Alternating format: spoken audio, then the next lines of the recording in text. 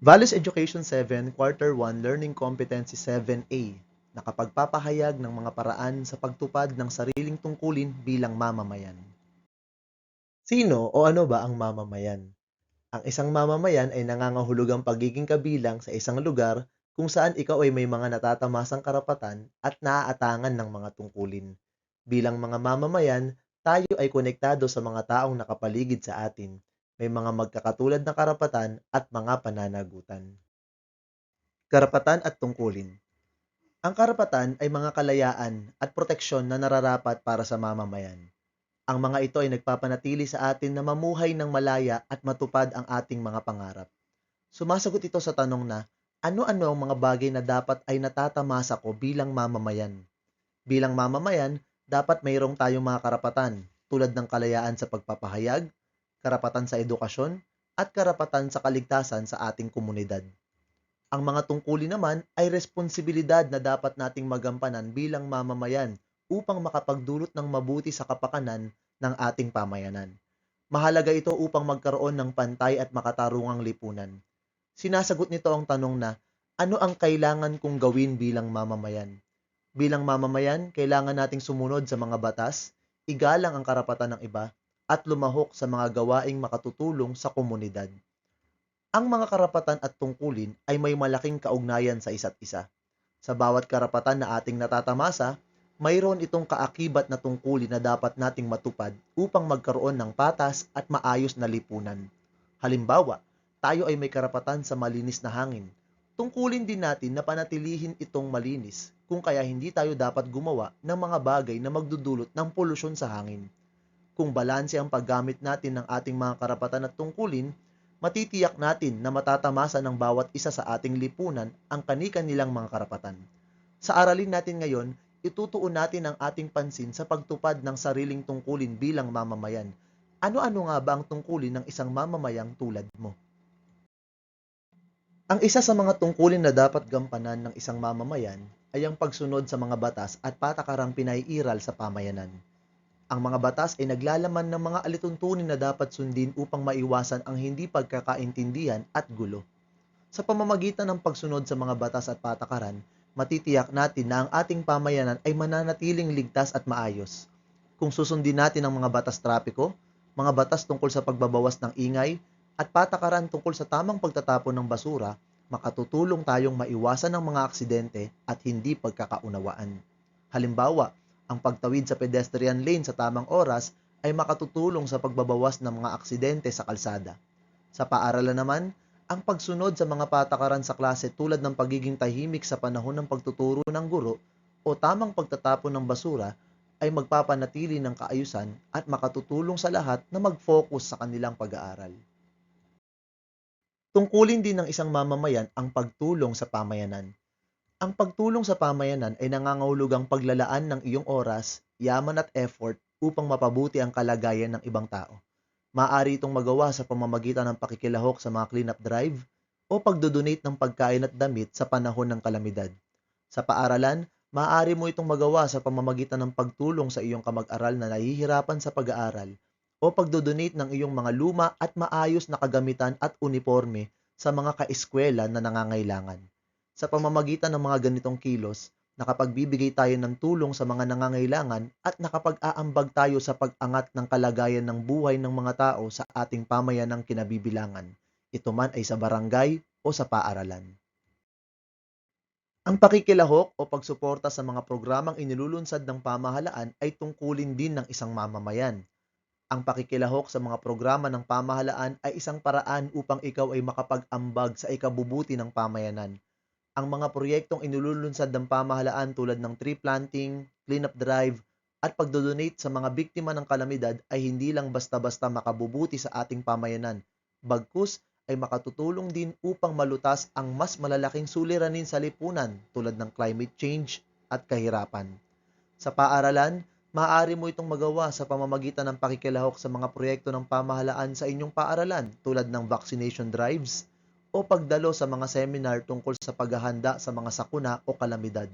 Sa pamamagitan ng pakikipagkaisa, na ipakikita mo na ikaw ay nagmamalasakit sa iyong pamayanan sa loob at sa labas ng paaralan. Isa rin sa mga tungkulin ng isang mabuting mamamayan ay ang pagkilala sa dignidad ng bawat isa o paggalang sa kapwa. Ang paggalang sa iba, anuman ang kanilang pinagmulan, paniniwala o opinyon, ay nakapagpapatatag ng ugnayan sa pamayanan. Sa pamamagitan ng pakikinig sa saloobin ng iba o pagbibigay galang sa kanilang damdamin, nakabubuo tayo ng pamayanang may diwa ng kooperasyon. Sa paaralan, ito ay nangangahulugang pagbibigay galang sa opinyon ng iyong mga kamag-aral sa tuwing may group work o pagpapakita ng kabutihan at suporta sa kamag-aral mong may hindi magandang pinagdadaanan. Ang paggagalangan sa paaralan ay makatutulong upang makabuo ng isang positibong learning environment kung saan ang lahat ng mag-aaral ay makararamdam ng pagpapahalaga. Ang pangangalaga sa kapaligiran ay tungkulin nating lahat. Ang simpleng kilos tulad ng pagbabawas ng kalat, pagre-recycle o pagtatanim ng puno ay makatutulong upang maproteksyonan ang ating mga likas na yaman. Sa paaralan, magagawa mo ito sa pamamagitan ng pagtatapon ng basura sa tamang tapunan at pakikisali sa mga programa ng paaralan tulad ng pagtatanim o pagre-recycle. Kung ating aalagaan ang ating kapaligiran, sa loob man at labas ng ating silid-aralan, matitiyak nating magkakaroon tayo ng mas malinis at mas malusog na kinabukasan para sa lahat. Konklusyon. Kung bawat isa sa atin tumutupad ng tungkulin, kapayapaan at kaayusan, may dudulot sa pamayanan. Sumusunod sa mga batas at patakaran, gumagalang sa kapwa't nakikipagtulungan, nakikipagkaisa sa pamahalaan, nangangalaga sa kapaligiran. Mga maliliit at simpleng paraan, subalit may malaking pakinabang. Kung tungkulin ay gagampanan, ating mga suliraning malulunasan. Kaya huwag ipagwalang bahala. Ikaw ay may magagawa. Kahit na sa edad ay bata pa, may maiaambag ka na. Ang pagiging responsableng mamamayan ay nangangahulugang pagtupad ng iyong mga tungkulin. Ito man ay pagsunod sa batas, pagtulong at paggalang sa iba, pangangalaga sa kalikasan o pakikiisa sa pamahalaan. Ang lahat ng ito ay nakapag-aambag sa kapayapaan, kaayusan at pag-unlad sa pamayanan. Ganito rin ang maibubunga sa paaralan kung ang lahat ay susunod sa mga patakaran, tutulong sa kamag-aral at mangangalaga sa kapaligiran. Sa paggawa ng maliliit at mapanagutang kilos sa paaralan, matututo tayong maging mabuting mamamayan at handa sa tunay na pakikipamuhay sa lipunan. Bawat kilos, maliit man o malaki, kung gagawing sama-sama at naayon sa tungkulin, makalilikha tayo ng mas mabuting pamayanan. Pagsasanay. Isulat ang T kung ang pangungusap ay wasto o M kung hindi wasto. 1. Ang pagsunod sa mga batas at patakaran ay makatutulong sa pagpapanatili ng kaayusan at kapayapaan sa pamayanan. 2. Ang paggalang sa kapwa ay hindi kinakailangan dahil ang mahalaga ay ang pagsunod sa mga batas at patakaran. 3. Ang pagsali sa mga cleanup drive ay nakatutulong upang makapaganda ang kapaligiran. 4. Ang pagiging mabuting mamamayan ay nangangahulugang pagtulong lamang sa iba kung ito ay may pakinabang sa iyo. At 5. Ang pangangalaga sa kapaligiran ay pananagutan ng bawat mamamayan. Values Education 7 Quarter 1 Learning Competency 7B na ipaliliwanag na ang pagtupad ng sariling tungkulin bilang mamamayan ay pakikibahagi niya sa pagpapabuti at pagpapatatag ng bayan para sa kapakinabangan ng mga mamamayan. Pagkamamamayan. Ang pagiging mamamayan ay nangangahulugang ikaw ay bahagi ng isang pamayanan. Ito man ay bansa, lungsod o barangay. Hindi lang ito pagkakaroon ng pakinabang sa pamayanang kinabibilangan, kundi kinapapalooban din ng pagtupad sa mga tungkulin upang makatulong sa ikabubuti ng bawat isa. Karapatan at tungkulin.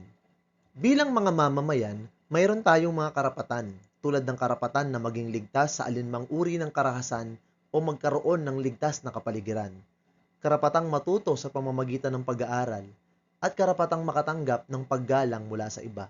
Subalit ang mga karapatang ito ay may kakambal na tungkulin o pananagutan, tulad ng tungkuling sumunod sa mga batas o patakaran, tungkuling tumulong sa kapwa, at tungkuling makilahok sa mga programang inilulunsad ng pamahalaan. Ang mga kilos na ito ay makatutulong sa bawat isa upang lalo nating magamit ang ating mga karapatan at magkaroon ng mas maayos na pamayanan. Ang pagtupad ng bawat mamamayan sa kani-kaniyang tungkulin ay may malaking kaugnayan sa pagpapabuti at pagpapatatag ng bayan. Kung ikaw ay sumusunod sa mga alituntunin o batas, ito man ay sa bahay, paaralan o pamayanan, nakatutulong ka sa paglikha ng isang ligtas at maayos na kapaligiran. Paano kaya kung walang sumusunod sa mga batas trapiko? Ang mga kalsada ay magiging magulo at mapanganib. Gayon din sa paaralan, ang pagsunod sa mga alituntunin ay makatutulong upang ang bawat isa ay makapag-focus sa pag-aaral. Sa pagsunod sa mga alituntunin, patakaran o batas, nakapag-aambag tayo sa pagkakaroon ng mapayapa at produktibong pamayanan na mabuti para sa bawat isa. Ang pagtulong sa iba, kahit sa maliit na paraan, ay nakatutulong na lumikha ng mapagkalingang pamayanan. Kung ang nangangailangan ng tulong mo ay ang kamag-aral na nahihirapang umunawa sa aralin, o ang kapitbahay na nahihirapan sa kanyang gawain sa bahay, ang pagtulong ay nagpapalaganap ng kabutihan at nagpapagaan ng buhay para sa mga taong nakapaligid sa iyo. Kung ang bawat isa ay magtutulungan, makabubuo tayo ng lipunan ng mga taong may malakas na ugnayan at magdudulot ito na maramdaman ng bawat isa na sila ay napakahalagahan. Ito ay nakabubuti o makabubuti para sa bawat isa sa pamayanan. Ang paggalang ay pundasyon o haligi ng matibay na samahan sa bawat pamayanan. Kung tinatrato natin ng may kabaitan ang bawat isa o pinakikinggan sila sa kanilang mga saloobin, nakalilikha tayo ng pamayanan na kung saan ang bawat isa ay nakararamdam na sila ay pinahahalagahan. Ang paggalang sa kapwa ay nangangahulugang pag-unawa na ang bawat isa ay may iba't ibang idea, pinagmulan at nararamdaman. Kung ang paggagalangan ay namamayani sa pamayanan, makagagawang mas maayos ang mga tao na siyang magiging daan sa isang mapayapa at maayos na pamayanan. Ang mga programa ng pamahalaan tulad ng tree planting, cleanup drive o mga kampanya laban sa maling pagtatapon ng basura ay inilulunsad upang mapabuti ang kapaligiran at mapatibay ang pamayanan. Sa pamamagitan ng pakikilahok sa mga ganitong aktibidad, na ipapakita natin ang ating pagnanais na mapabuti ang ating pamayanang kinabibilangan. Halimbawa, ang pagtatanim ng mga puno ay hindi lang nakapagpapaganda ng paligid, kundi nakatutulong din upang labanan ang init. Samantalang ang mga cleanup drive naman ay nagpapanatili ng ligtas at kaaya-ayang kapaligiran. Ang pagsuporta sa mga ganitong programa ay nagpapabuklod sa mga tao sa layunin na magkaroon ng pagkakaisa. Ang pangangalaga sa kapaligiran ay isa sa mga pinakamahalagang pananagutan natin bilang mamamayan. Ang simpleng pagre-recycle o pagtitipid ng tubig o kuryente ay makatutulong upang maprotektahan ang ating likas na yaman, upang matiyak na ang mga susunod na henerasyon ay mapapakinabangan din ang mga ito.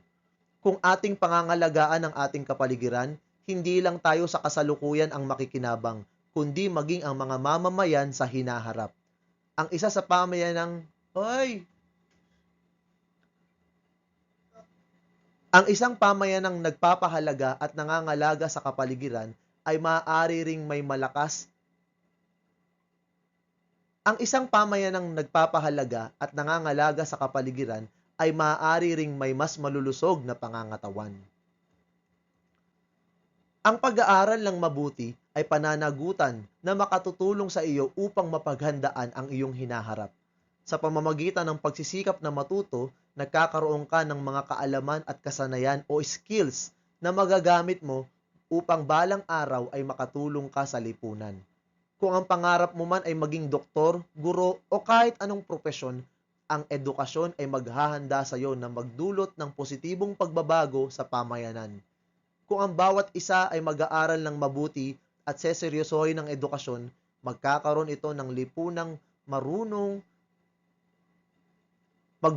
ito ng lipunang marunong at informed na makabubuti sa bawat isa sa pamayanan. Konklusyon. Sa pamamagitan ng pagtupad sa mga sariling tungkulin bilang mamamayan, nakatutulong tayo na bumuo ng isang mas malakas at mas masayang pamayanan. Lahat ng positibong kilos na iyong gagawin, kahit na gaano ito kaliit, Makatutulong ito upang gawing mas kaaya-ayang lugar ang pamayanan para sa bawat isa. Bale sa Education 7, Quarter 1, Learning Competency 7C, na ilalapat ang mga paraan ng pagtupad ng sariling tungkulin bilang mamamayan tulad ng paggalang sa mga karapatan ng kapwa, pagsunod sa mga batas, pagiging mabuting pinuno at tagasunod. Ang isang mabuting mamamayan ay may papel na ginagampanan sa pamayanan at tinutupad ito sa ikabubuti ng nakararami. Mahalaga ang pagsunod sa batas, subalit hindi lang ito ang batayan ng pagiging mabuting mamamayan.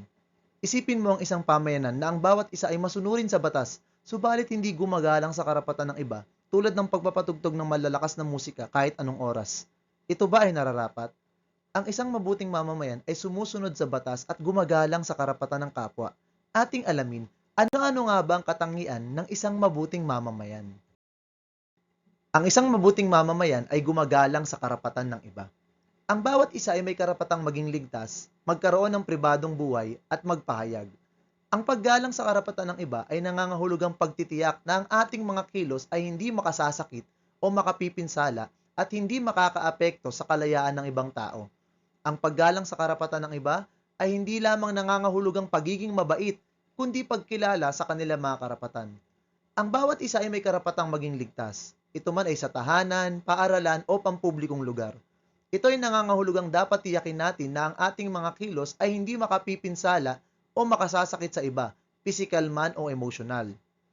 Ang privacy o pagkakaroon ng pribadong buhay ay mahalaga sapagkat pinahihintulutan nito ang bawat tao na magkaroon ng kontrol sa mga personal na impormasyon sa kanilang buhay.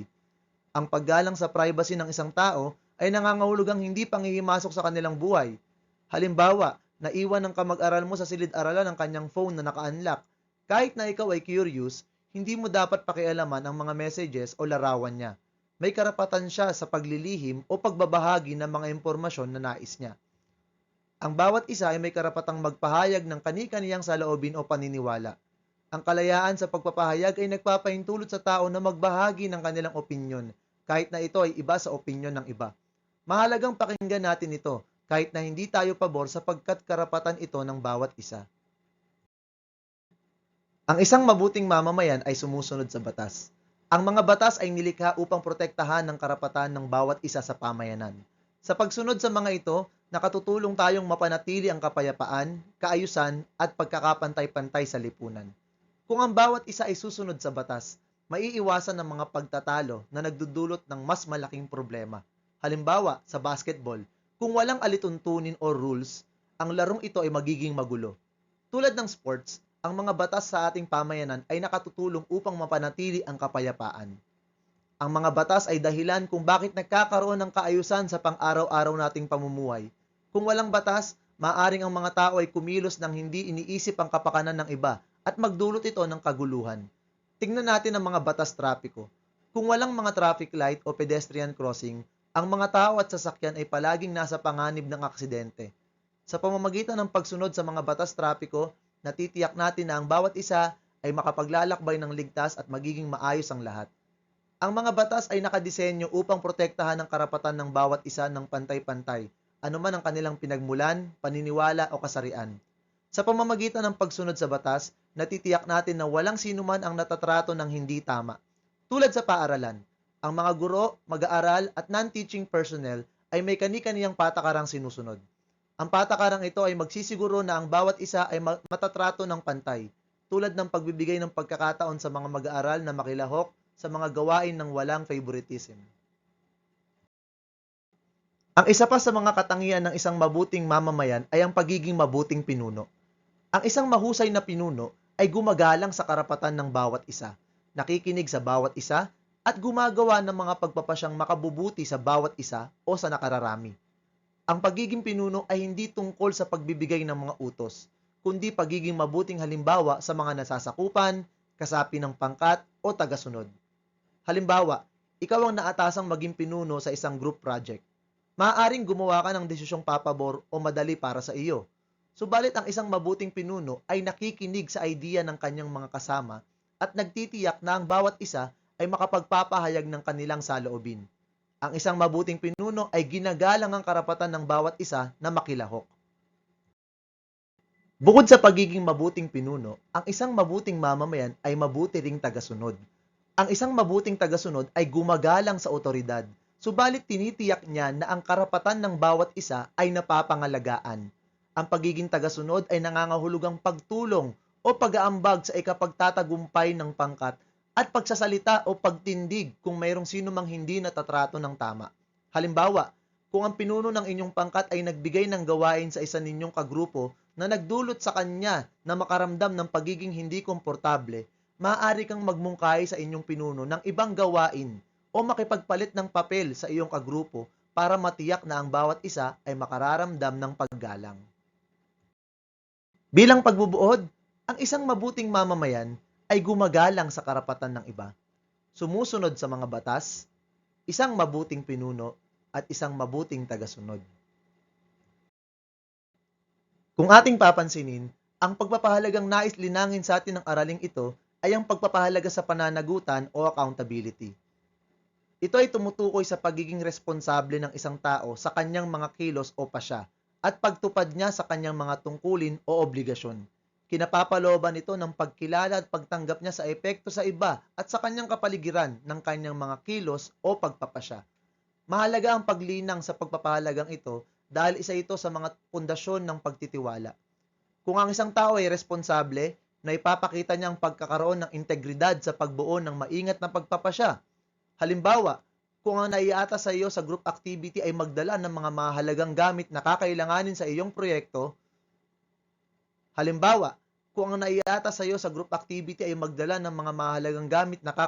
sa isang proyekto at ito'y nagawa mo, na ipakikita mo ang pagpapahalaga sa pananagutan. Ang iyong pagtupad sa tungkulin ang isa sa magiging dahilan ng ikapagtatagumpay ng inyong pangkat at nagpapakita rin ito ng paggalang sa oras at effort ng iyong mga kagrupo. Isa pang halimbawa, kung nagkamali ka sa nagawa mong proyekto at agad kang humingi ng paumanhin sa iyong guro, ipinakikita mo rin ang pagpapahalaga sa pananagutan sapagkat sa halip na iniwasan mo ang problema, agad mong tinanggap na ikaw ay may pagkakamali at nagsikap na ito ay maitama. At dyan po nagtatapos ang ating aralin para sa araw na ito. Naway may natutuhan po kayo. Salamat sa panonood at pakikinig. Paalam!